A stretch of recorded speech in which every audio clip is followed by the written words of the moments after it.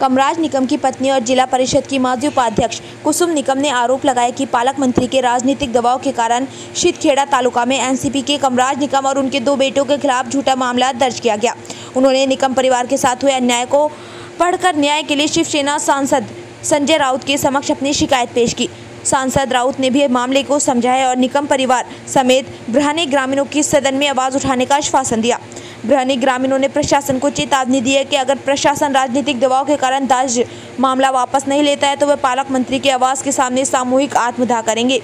निकम परिवार अपने साथ हुए अन्याय को पढ़ते हुए रो पड़ा। बताया गया कि ब्रह्मण ने ग्राम पंचायत से अनुमति लिए बिना पानी की आपूर्ति को जोड़ा था। इस बात को लेकर निकम का भाजपा कार्यकर्ता के साथ विवाद हुआ था। हालांकि उनकी पत्नी ने आरोप लगाया कि कमराज निकम ने घटना स्थल पर न होने के बावजूद उनके खिलाफ झूठा मामला दर्ज किया है।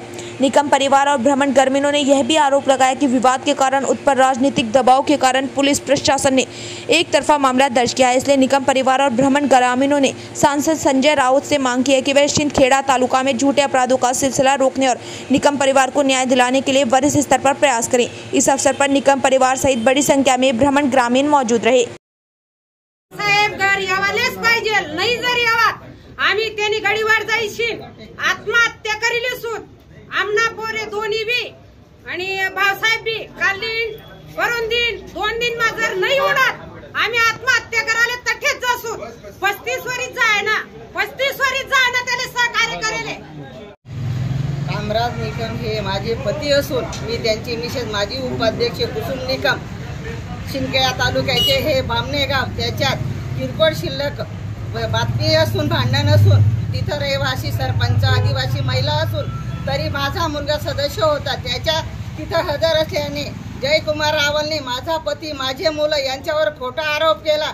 सोन्याचे दागिने पिस्तूल वगैरे असे दाखवून ही दहशत दाखवून 10 मिनिटात माझ्या पतीला त्यांनी अटक केली आणि 2 कोटीचा फरार झाला। तरी त्याच्या 10 दिवसात कारवाई करत नाही। माझ्या मुलांनी माझ्या पतीने गावाचा पाण्याची टंचाईचा विषय सोडला तरी त्याने 10 मिनिटात अटक केली। हे पालकमंत्री जयकुमार रावल यांनी ही मागणी मागे केली नाही तर आमच्या बामण्याच्या शीतखेडा तालुक्याच्या महिला सगळ्या आवाज उठवल्याशिवाय राहणार। प्रशासकाने दखल घेतली नाही की 10 दिवस झाले तरी काय करत नाही आणि कामराज भाऊसाहेब हजर होते तरी पाणीसाठी तरी त्या लोकांनी भाऊसाहेबांना 5 मिनिटात उचलला। कामराज भाऊसाहेब निकम यांच्या घरची भरपूर झडती घेतली। माझ्या सुना लेडीज घरात असून सुद्धा अधिकारी खाटांवर बेडवर कुदून सुद्धा घराची झडती घेतली। असे प्रशासक कसे जागे झाले आता कसे ते हे करत नाही। कामराज भाऊसाहेबांनी काही केलं नसता खोटा गुन्हा हे दाखल केलं याच्यावर कारवाई व्हायलाच पाहिजे।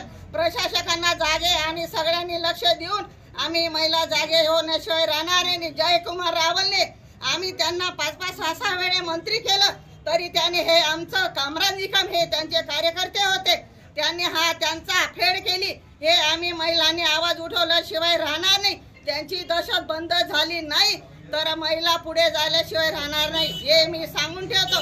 कमराज निकमांची सुट्टी केली नाही तर उद्या आम्ही पोलीस स्टेशनला उद्या दगडफेक केल्याशिवाय राहणार नाही आणि गडीचे आंदोलन केल्याशिवाय राहणार नाही। हे माझं बोलून मी 2 शब्द थांबवतो। याच्या पुढे काही झालं नाही तर मी त्यांना अधिकाऱ्यांना पेसाई वगैरे यांना कोणाला सोडणार नाही। जे सत्य असेल त्यांनी जेव्हा आम्हाला पंचनामा केला तेव्हा आमच्याकडचा हे काही सदस्याला बोलवलं नाही। ते साहित्य ठेवतात तेच उचलतात। ही खोटी बातमी होते। शीतखेडा तालुक्यात धुळ्यात कधी अशी दहशत चालली तर पुढे कोणता मंत्री आमदार होऊ शकणार नाही हे बोलून मी 2 शब्द थांबतो।